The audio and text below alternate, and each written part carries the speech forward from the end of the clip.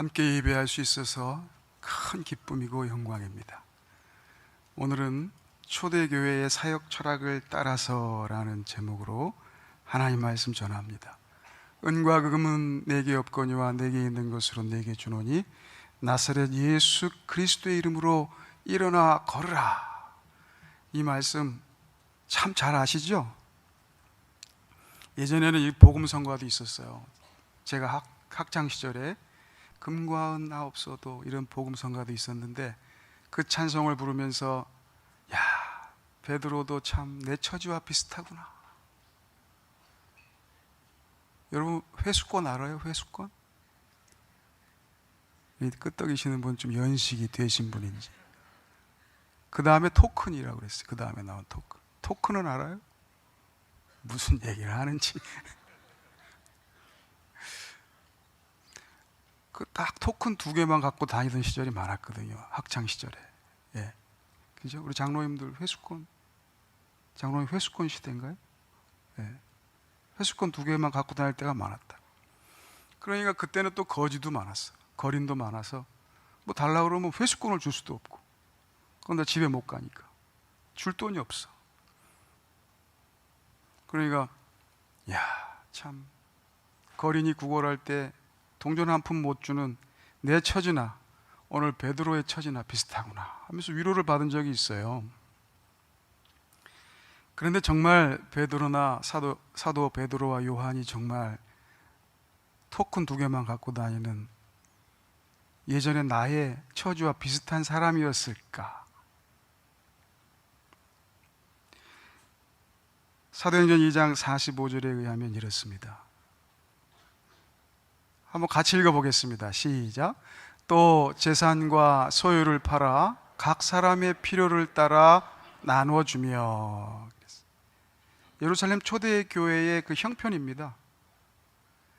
예루살렘 초대교회는요, 헌금을 하는데 그냥 뭐 있는 현금 중에 얼마를 내는 게 아니고요. 어떻게 했다고요? 재산과 소유를 팔아서 헌금하는 그런 교회였습니다. 차원이 좀 다르죠? 예. 재산을 팔아서 헌금하는. 대표적인 사람이 누구예요? 바나바 같은 사람이죠. 바나바. 자기의 부동산을 팔아서 예루살렘 교회에 통째로 헌금하는 이런 일들이 많이 일어났던 교회가 바로 예루살렘 교회입니다. 2장 42절에 보면 예루살렘 교회의 그 사이즈를 예측할 수 있는데 그 말을 받은 사람들은 세례를 받으며 이날의 신도의 수가 몇 명이요? 3,000이나 더하더라. 그러니까 하루에 3,000명이 등록하는 교회예요. 오늘 빗소금 교회도 등록자가 많기를 바랍니다. 근데 예루살렘 교회는 하루에 3,000명 등록했어요. 그리고 날마다 구원받는 자를 더하게 하시니라. 그러니까 요즘의 교회는 일주일에 몇 명 등록하는 단위로 나오는데 예루살렘 교회 주보에는 every single day에 몇 명 등록했는지 계속 나오는 거예요. 근데 보통 3,000명씩 등록해요. 사도행전 4장 4절 그 우리가 지금 다루고 있는 본문 바로 앞부분에는 말씀을 들은 사람 중에 믿는 자가 많으니 남자의 수가 몇 명? 약 5,000이다 그랬어요. 여성 빼고 남성만 5,000. 아이들은요? 숫자에 들어가야 안 들어가요? 유대의 관습에 따라 안 들어갔어요. 그러면 제가 묻습니다. 예루살렘 교회, 초대 교회는 도대체 회중이 몇 명쯤 모이는 교회였을까요?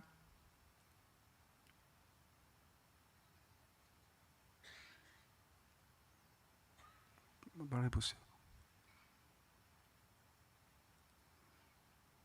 잘은 모르겠지만 최소한 3,000명 이상이고요. 남자 숫자로만 그러니까 10,000명 그 이상이 됐을 거다. 10,000명 이상이 됐을 거다. 지금도 10,000명이 서울 이 1,000만 약간 1,000만 안 되지만 하여튼 1,000만 서울시에서도 10,000명 모이는 교회 여러분 영향력이 있어요 없어요? 엄청납니다. 우리 빗소금 교회도 10,000명은 안 모이지만 엄청난 영향력이 있는 것처럼 10,000명 모이면요, 이거는 그 당시 예루살렘은 한 30만 명 살았대요. 그러면 예루살렘 교회는 어떤 위치일까요? 여러분 상상해 보십시오. 여러분 상상 이상입니다. 그 이상의 영향력이 있던 교회가 예루살렘 교회입니다. 그러니까 정치적 핍박도 받아요. 왜? 너무 큰 정치 집단 같이 보이는 거예요. 세상의 눈으로 보면 위협적으로 보이는 거예요. 그 영향력이 너무 커서. 그런데 사람만 많이 모이는 게 아니라 어떻게 헌금했다고요? 집을 팔고 땅을 팔아서 헌금했다. 이렇게 성경은 기록하고 있습니다. 그러면 다시 한번 여쭙니다. 그 교회의 영적 지도자, 사도였던 베드로는 은과 금이 있었을까요? 없었을까요?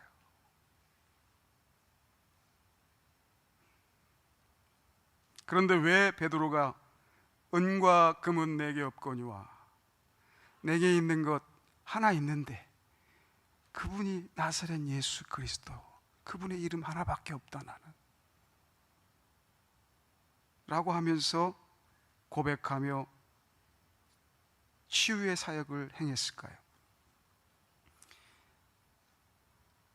예루살렘 교회의 사도였고 예루살렘 교회의 지도자였습니다.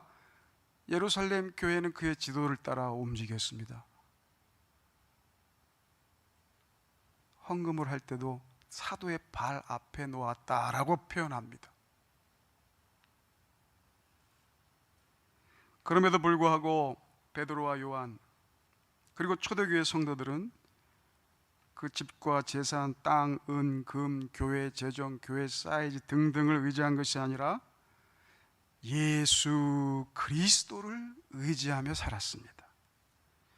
초대교회의 사역 철학이 바로 예수 그리스도 중심임을 말씀하고 있습니다. 여러분 잘 알다시피 영어 속담에 Too many cooks spoil the broth 라는 속담이 있어요. 너무 많은 요리사가 육수를 망친다. 이 요리사는 멸치 넣고 이 요리사는 다시마 넣고 거기까지 괜찮은데 거기다 소고기도 넣고 닭고기도 넣고 막 넣으면 이상하게 육수가 육수인지 뭔지 망친다는 거예요. 올해 한국 속담에는 사공이 많으면 배가 산으로 간다. 100개를 따라가야 되는데 산으로 올라가 버려요. 사공이 많아서. 각자의 조종 철학, 각자의 요리 철학을 따라서 일을 하다 보니 일이 됩니까? 안 됩니까? 될 리가 없죠. 그러나 많은 요리사가 한 방향의 사역 철학을 가지고 요리를 하면 큰 레스토랑도 운영할 수 있는 거고요. 많은 사공이 한 사역 철학을 따라서 배를 몰면 항공모함도 몰 수 있는 거예요. 주님의 몸된 교회는 성경의 원리에 따른 사역 철학을 통해서 그리스도 중심의 사역 철학을 통해서 주님의 몸된 교회를 아름답게 세워가야 될 줄로 믿습니다. 그렇다면 초대교회 예수 그리스도 중심 사역 철학은 구체적으로 어떻게 일하는 것일까요? 첫째, 그리스도 중심 사역 철학은 먼저 오너가 아니라 청지기로 섬기는 사역 철학입니다. 오너가 아니라 청직입니다. 우리 한번 같이 받아 할까요? 오너가 아니라 청직입니다. 은과 금은 내게 없거니와 라는 말은 사실 어떤 측면에서는 맞고 어떤 측면에서는 좀 팩트가 아닌 것 같아요. 왜? 베드로는 사실 은과 금이 많았습니다. 자기가 운영할 수 있는 현금 운영 능력이 그냥 제 개인의 생각인데요. 아마 예루살렘 그 시에서 넘버 1 아니면 2 정도 되지 않았을까. 뭐 예루살렘에 있는 뭐 로마 총독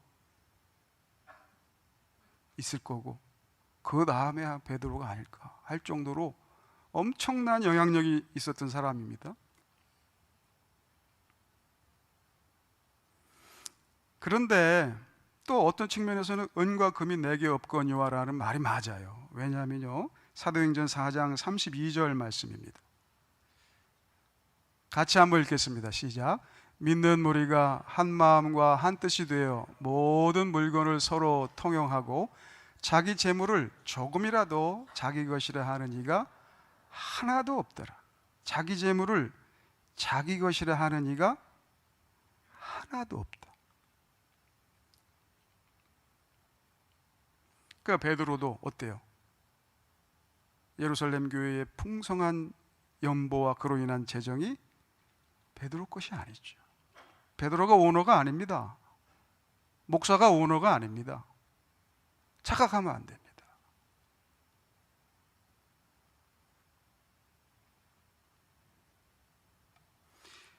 어제 밴쿠버에서 직장 생활하는 제 아들 아이한테 전화가 왔습니다. 이런저런 얘기하다가 아버지 내돈내산이란 말 알아요? 그러더라고.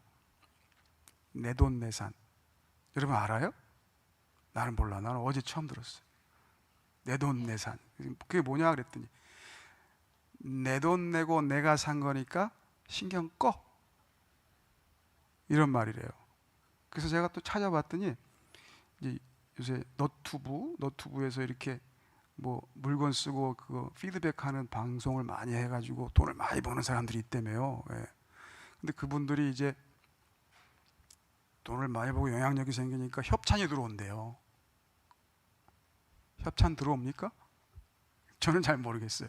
협찬이 들어오면 그거 가지고 막 또 홍보해주면 그게 잘 팔려가지고 또 뭐 완전히 뭐 광고 홍보 전문인처럼 그렇게 한다는 거예요. 근데 그게 아니고 요 물건은 협찬 받은 게 아니고 내가 돈 주고 내가 산 겁니다. 진짜로 내가 써보고 솔직하게 말합니다. 해서 내돈내산이 나왔는데 이 말이 이제 일반적으로 보편적으로 쓰이면서 내가 내 돈 주고 산 거 내 마음대로 하는데 너는 신경 꺼라 라고 하는 그런 뜻을 가지고 쓰인대요. 우리 아들이 그래요. 그래서 그 밴쿠버의 청년들이 많이 모이는 몇백 명 모이는 그 교회에 어떤 자기 또래 친구가 이러더래요. 월급 받아서 11조 냈으니까 10의 9조는 내돈내산이야 이러더래요. 그래서 우리 아들이 전화해서 아버지 그렇게 말하는데 그게 맞는 말이에요? 그래요. 목사님 맞는 말입니까? 어떻게 되는 겁니까? 그래서 제가 그랬어요. 야 글쎄 11조 한 개만 해도 어디냐? 목사로서는 땡큐다. 땡큐 so much. 근데 하나님이 보실 때는 어떨지 내가 잘 모르겠다. 우리 아들도 자기도 생각할 때 좀 뭔가 2, 3% 부족한 것 같은데 잘 모르겠다는 거죠.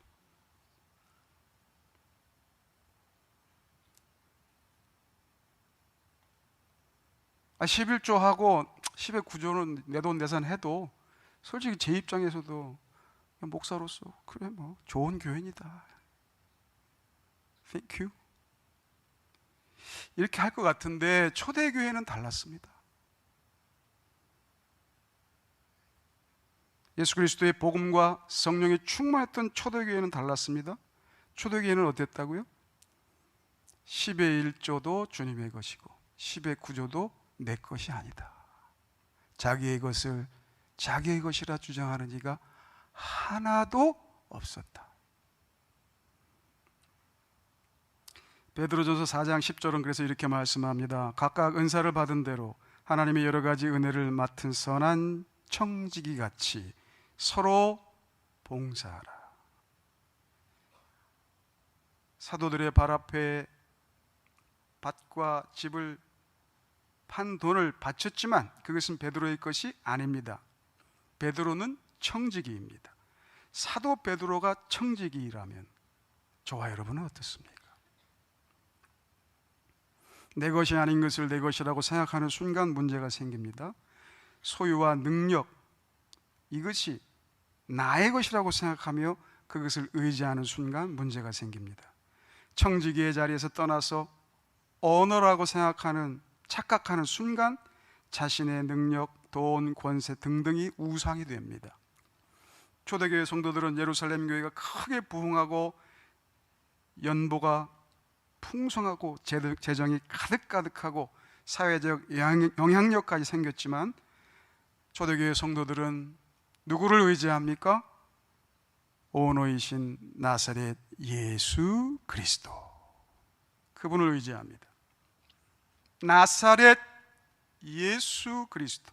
나사렛이란 말은 사실은 비난과 조롱의 말입니다. 아픈 말입니다. 찌르는 말입니다. 나사렛에서 무슨 선한 것이 나리? 나사렛에서 무슨 그런 말이에요. 이 세상에서 조롱받고 모욕당하고, 이 세상에서 핍박당하고 고문당하고 마침내 십자가까지 지신 예수님을 표현하는 말씀이죠.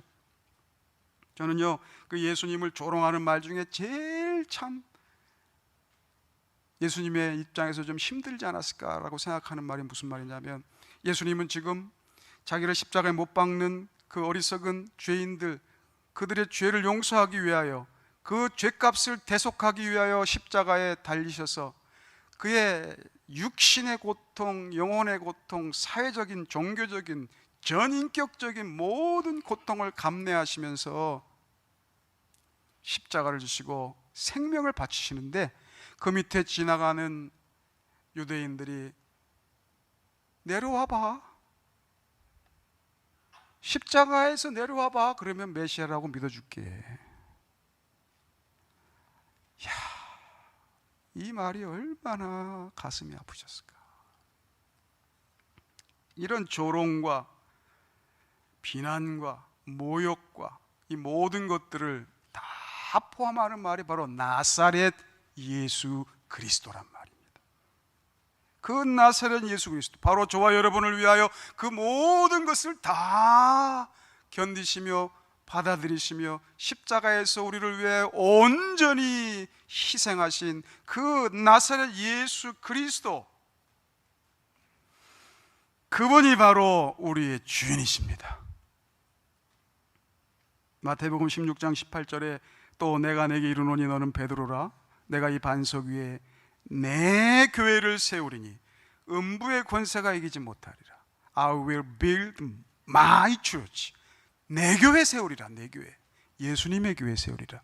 우리 빛소금 교회는 예수님의 교회입니다. 우리 빛소금 교회는 예수님의 교회입니다.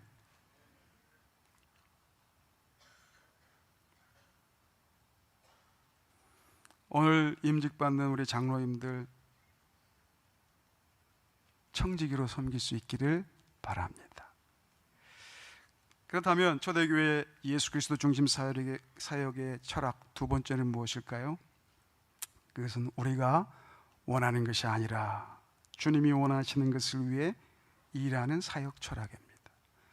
우리라고 제가 표현했습니다. 내가 원하는 것은 기본적으로 아니고요, 우리가 다 동의해가지고 우리가 투표해서 원하는 것이라 할지라도 그것이 아니라 누가 원하는 것을 하는 거예요? 주님이 원하시는 것을 해야 돼요. 굉장히 어려운 말씀이에요, 사실은.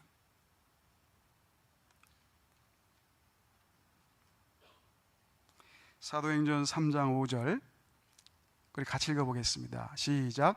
그가 그들에게 무엇을 얻을까 하여 바라보거늘 성전 미문에 선천적으로 걷지 못하는 선천성, 요즘 말로 하면 선천성 척수장애인이 구걸을 하고 있었습니다.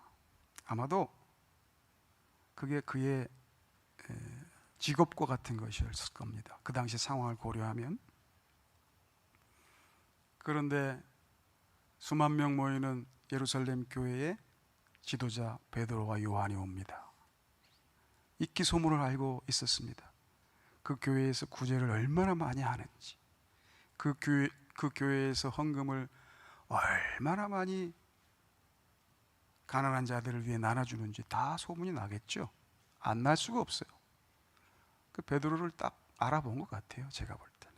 그래서 베드로에게 야, 기회다. 뭔가를 성경에, 영어 성경에는 attention이라는 표현을 했어요. 그가 attention, 베드로에게 주목하면서 뭔가를 얻으려고 하는 거예요. 은전이나 금전이나 허다못해 동전이라도 얻어보려고 손을 내밀었습니다.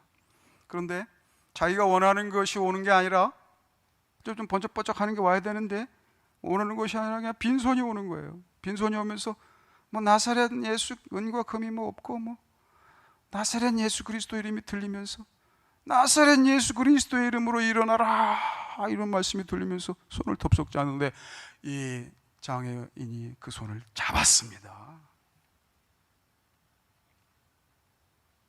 그리고 기적이 일어납니다. 베드로와 요한은 그 거린이 원하는 것을 준 것이 아니고 누가 원하는 것을 그 장애인에게 준 겁니까?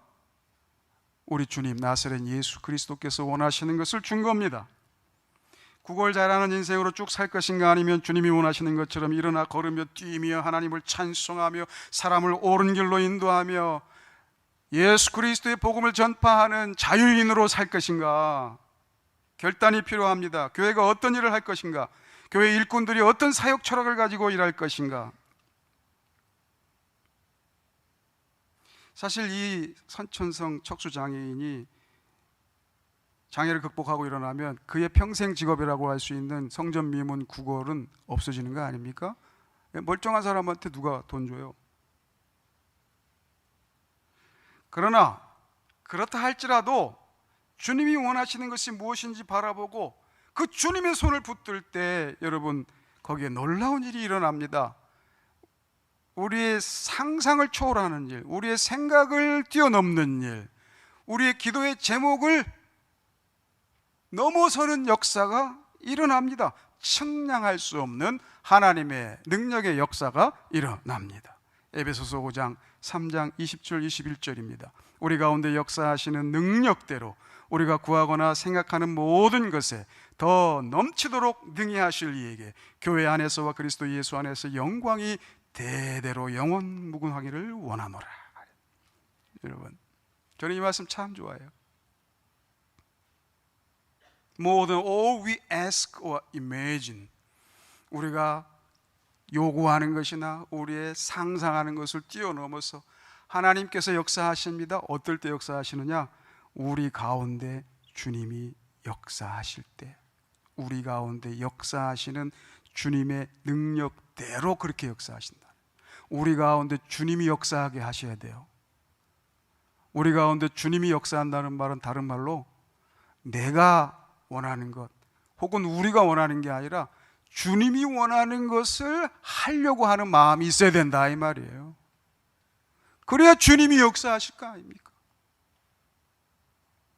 주님은 이거 하고 싶은데 자꾸 다른 거 하겠다고 에너지를 거기다 다, 어텐션을 다 거기다가 주고 있어요. 주님은 지금 이거 원하시는데 여기다가 어텐션 하고 있으니 주님이 역사하시고 싶으신데, 주님은 우리를 로봇처럼 부리지 않으시거든요. 그러므로 우리가 원하는 일이 아니라 주님이 원하시는 일을 하는 것이 바로 초대교회의 사역 철학이고 예수 그리스도 중심의 사역 철학입니다. 그래서 우리는 기도해야 합니다. 주님이 뭘 원하시는지. 그래서 우리는 성경의 권위를 가장 높이 둡니다. 주님이 뭘 원하시는지를 찾기 위해서.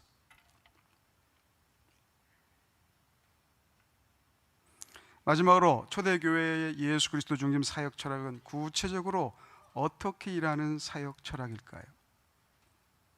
첫째는 뭐라 그랬죠? 언어가 아니라 청지기. 둘째는 우리가 원하는 게 아니라 주님이 원하시는 것을 하는 사역 철학. 셋째는 사회 구조 탓하기 전에 먼저 예수 그리스도의 이름으로 사람을 살리는 사역 철학입니다. 사회 구조 탓하기 전에 먼저 사람을 살리자. 당시의 상황은요, 로마 제국 식민 치하입니다. 여러분, 로마 제국 아세요? 제가 얼마 전에 런던에 다녀왔는데요. 런던 뭐 대형 박물관하고 이제 얼마 있으면 찰스 3세 그 대관식할 웨스트민스터 애비 하고 이렇게 가이드 해주시는 제 후배 선교사님이 계세요. 쭉 하면서 목사님 런던이 언제 세워졌는지 압니까? 그랬더니 잘 모르지 내가 어떻게 알아요? 그랬더니 1세기에 로마가 세웠습니다. 그러더라고요.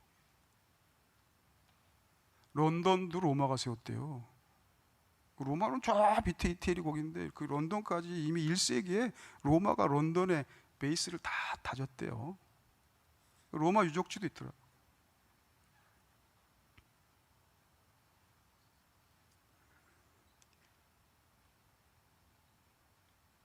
어떻게 할 거예요?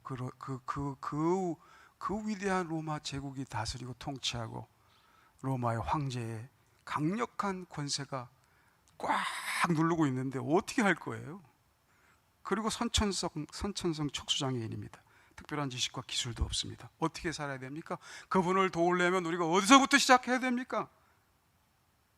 뭐 로마 제국에 맞서가지고 뭐 봉기를 일으켜가지고 뭐 어떻게 뭐 혁명을 일으키고 뭐 예? 양극화를 어떻게 뭐 해서 뭐 어떻게 해야 됩니까? 어떻게 해야 됩니까? 어디부터 개혁해야 합니까? 답이 없습니다. 사실은 어떤 시대든 그 시대의 구조학에서 벗어날 뾰족한 답은 찾기 어려워요.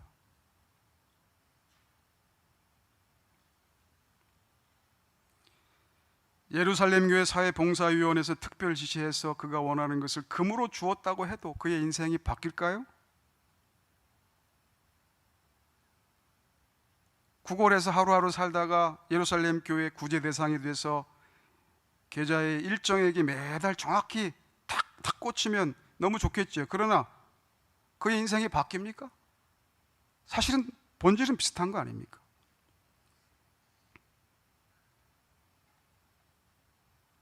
사도행전 2장 44절 45절에 보면 초대교회의 아름다운 모습이 나오는데 모든 물건을 통용하고 필요를 따라 나누어 준다. 그 초대교회의 모습이에요. 자기의 재물을 자기 것이라 하는 이가 하나도 없고 모든 물건을 통용하고 가난한 자의 필요를 따라 나눠주면서 정말 아름다운 유토피아 같은 공동체가 이 초대교회 안에 있었습니다. 칼 막스가 이걸 보면서 공산주의의 이상을 보았다는 썰입니다. 썰이 있었습니다. 제가 그 대영제국 박물관 갔더니 거기에 도서관이 하나 있는데 거기에 칼 막스가 거기서 자본론을 썼어요 목사님 하면서 설명해 주더라고요. 여러분, 나사렛 예수 그리스도의 이름이 빠지면 모든 주인은 다 헛것입니다. 커뮤니즘도 헛것이고 캐피탈리즘도 헛것이고 다 망합니다. 예수 그리스도 이름이 빠진 거 다 망합니다. 그게 성경적 아닙니까?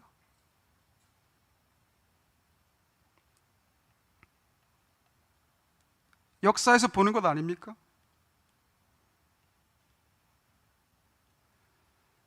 사랑하는 성도 여러분, 나사렛 예수 그리스도의 이름으로 일어나면 삽니다.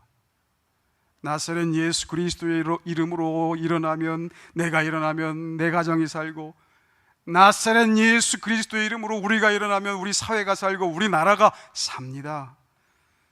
나사렛 예수 그리스도의 이름으로 우리 빛소금 교회가 일어나면 한국 교회가 삽니다. 어디에 우선순위가 있느냐가 문제입니다. 이 우선순위가 뒤바뀌면 안 됩니다. 예수 그리스도의 이름이 빠지고 없어지면 껍데기만 남습니다. 그 주님의 자리에 다른 것이 올라가서 영광을 받으며 우상이 됩니다. 우리가 가까이서 보고 있지 않습니까? 놀라운 사실은 선천적 장애인이 나사렛 예수 그리스도의 이름으로 일어나 걸으며 찬양하며 복음을 전할 때 초대 교회의 그 모습이, 그 칼 막스가 거기서 공산주의 이상을 보았다는 그 모습이 더 아름답고 더 천국 같은 공동체로 바뀌고 있다는 겁니다. 사도행전 4장 33절부터 35절입니다. 다 같이 한번 읽겠습니다. 사도들이 큰 권능으로 주 예수의 부활을 증거하니 우리가 큰 은혜를 받아 그 중에 가난한 사람이 없으니 이는 밭과 집 있는 자는 팔아 그 판 것에 가져다가 사도들의 발 앞에 두매 그들이 각 사람의 필요를 따라 나누어 줌이라. 나사렛 예수의 은과 금을 먼저 말한 것이 아니라 나사렛 예수 그리스도의 이름으로 일어나라 하고 명령했던 베드로, 그 이후에 바로 이 사건 이후에 주 예수의 부활을 증언하고 나니까, 주 예수의 부활을 먼저 선포하고 주 예수 그리스도 중심의 사역을 추구하니까 그 다음에 어떤 일이 일어나요? 가난한 자가 없어지고 부의 분배가 아름답게 이루어지고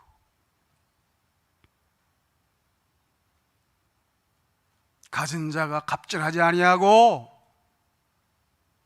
없는 자가 구걸하지 아니하는 그런 아름다운 천국 공동체가 예루살렘 교회에 임했다라고 성경은 말씀합니다. 그러므로 예수 그리스도 중심의 사역 철학은 무엇입니까? 먼저 나사렛 예수 그리스도의 이름으로 일어나는 겁니다. 우리 가족이 일어나고, 우리의 다음 세대가 일어나고, 우리의 청년들이 일어나고, 우리 실버 세대가 나사렛 예수 그리스도의 이름으로 다시 일어나셔야 해요.